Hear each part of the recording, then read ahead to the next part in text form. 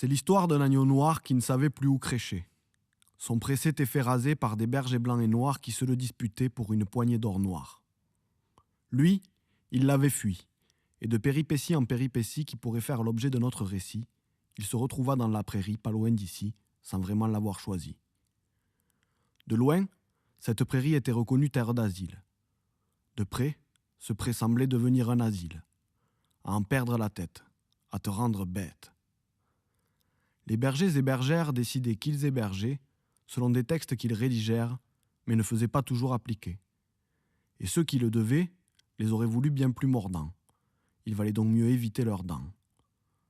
Certains moutons noirs, pourtant même du troupeau, s'ils pouvaient encore le faire, vous direz de ne pas leur tourner le dos, cela pourrait vous coûter cher. Mais revenons à notre agneau. Il pourrait intégrer un troupeau jusqu'à ce qu'il soit mouton. En échange, comme tout mouton, on le tond. Après avoir échappé à la guerre et survécu à la mer, il était même prêt à se faire traire. Ça lui paraît une bonne affaire. Encore fallait-il montrer patte blanche et prouver qu'il était bien un agneau, ce qui risquait d'être une autre paire de manches étant donné qu'il n'avait pas les papiers qu'il faut. Alors ça serait ses os qui diraient s'il était minot.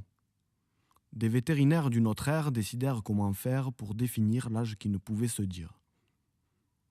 Il pouvait s'y soustraire, mais ainsi faire éveillerait les soupçons. Cela laissait penser qu'il se savait mouton.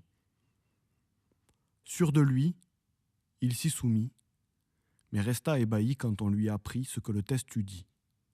Il tomba de haut, on lui refusait le statut d'agneau. Ne pouvant compter sur les bergers pour les bergers, il alla se raconter aux moutons. Ces derniers se posaient de plus en plus de questions.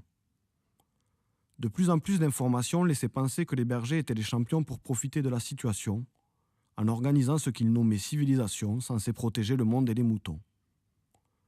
Pour ce faire, ils entretenaient la peur du loup qu'ils accusaient de tout. Eux paraissaient alors offrir un échappatoire. Mais n'était-ce pas pour nous voir tous terminer à l'abattoir, eux seuls grands gagnants de l'histoire? Les moutons étaient divisés entre ceux qui voulaient obéir aux bergers et ceux qui voulaient héberger qui ils voulaient. La solution vient d'une mouche. Rien de louche à en trouver en foison là où il y a des moutons. Elle leur rappela l'histoire de l'âne, l'anarchie, qui lui seul sait pour lui quand il s'oppose ou fuit. La confiance en son avis et la tolérance de celui d'autrui devraient pouvoir cohabiter, à chacun sa personnalité. L'esprit de groupe, c'est beau, mais pas quand on est contraint par le troupeau. L'agneau noir trouva alors un mouton blanc pour le recevoir jusqu'à ce qu'il soit assez grand. Après tout, le berger n'en saurait rien, il habitait bien loin, ce n'était pas vraiment son foin, mais méfiez-vous quand même de ses chiens.